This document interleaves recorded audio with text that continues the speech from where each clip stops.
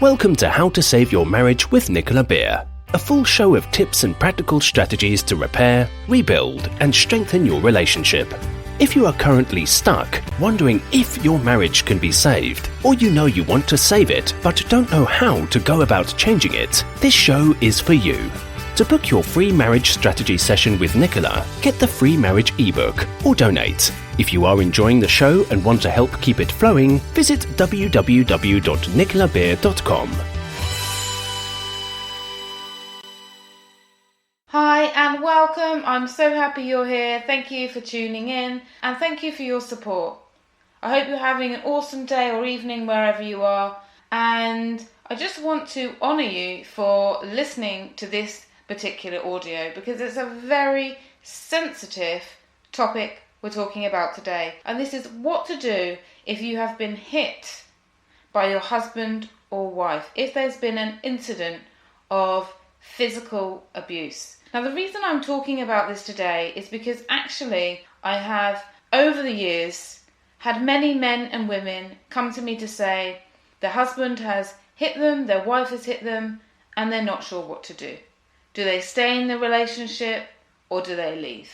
And there is a lot of things to consider.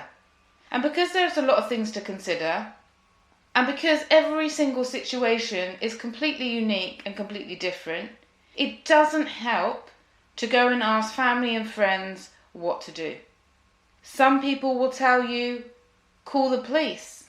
Other people will tell you to get a divorce. Some people will tell you to suck it up. It happens in relationships, and ignore it.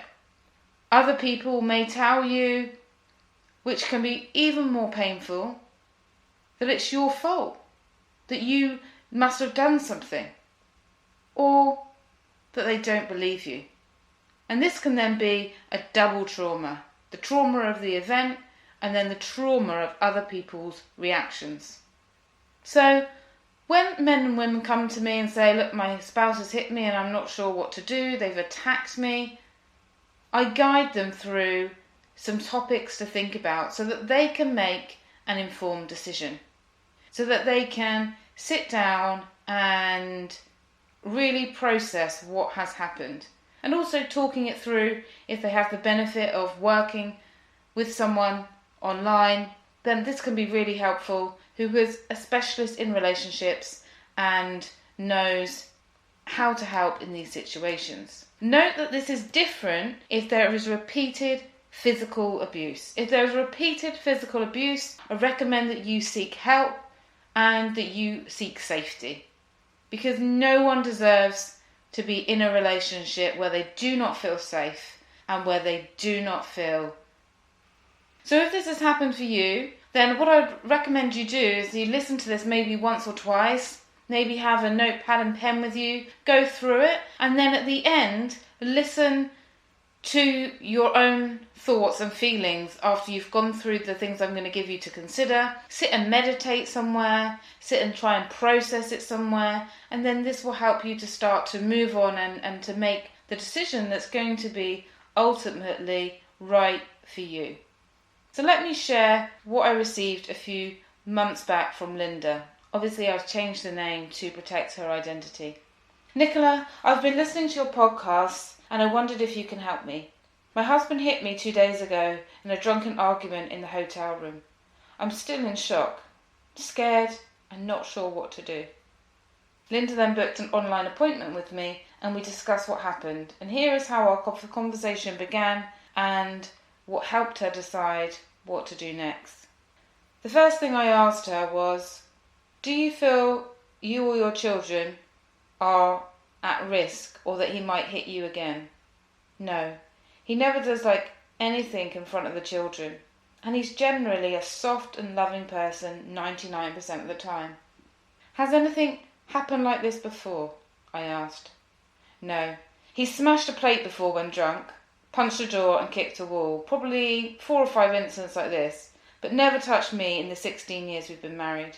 The smashing plates and throwing things have occurred all when drinking, although he does get angry when we argue sometimes and kicks the wall or screams.